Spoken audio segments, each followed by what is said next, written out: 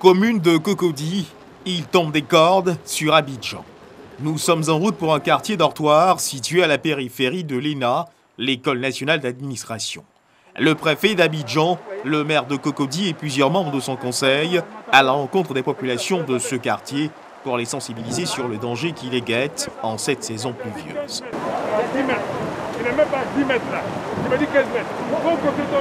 Les discussions s'enchaînent, argument contre argument. Les populations, elles, ne semblent pas du tout inquiètes de la montée des eaux à proximité de leur maison. Ça fait des années que nous vivons ici, avec nos enfants.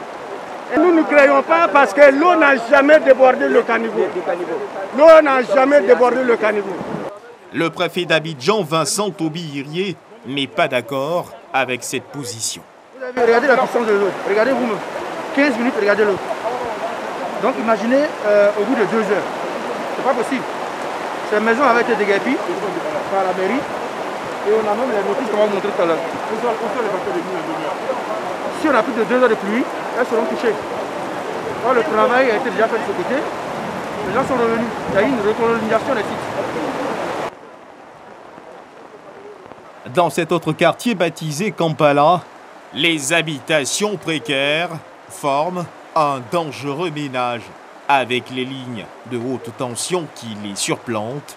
Risques d'électrocution et inondation cohabitent en bonne intelligence. Vous voyez ? La pluie tombe et les eaux, elles, ne cessent de monter. Toutes ces maisons que vous voyez ici sont susceptibles d'être envahies par les eaux. Comme vous pouvez le constater, et bien plus il pleut et plus l'eau est en train de monter. Ces maisons sont donc menacées d'inondation.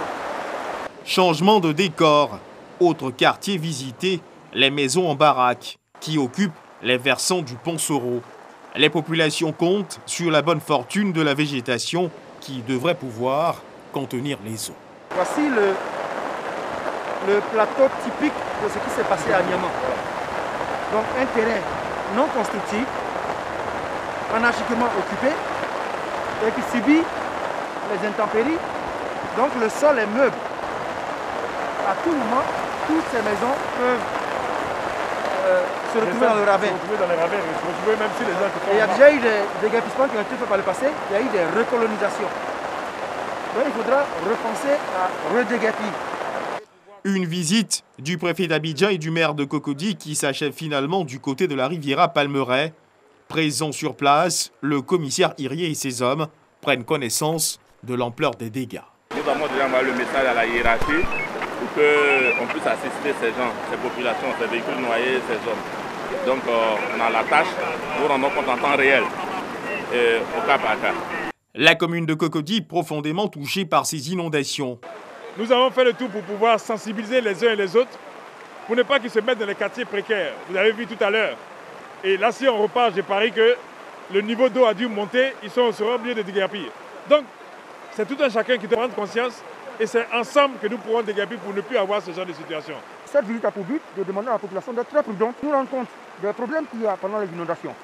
Il y a eu beaucoup de travaux qui ont été réalisés, mais il y a encore des quartiers qui doivent déguerpir pour leur propre sécurité. C'est une situation où les pluies sont pratiquement fortes. Donc encore une fois, on demande aux populations de suivre les instructions de déguerpissement, de prudence, de vigilance, mais également de comportement citoyen responsable. Si on bouche le caniveau, toute cette eau ne peut plus partir. Si on jette les réfrigérateurs, les matelas, tous les détritus, on empêche l'eau de couler. Les populations sont appelées à la vigilance. Prudence, de gros nuages noirs se dessinent à l'horizon. Voilà.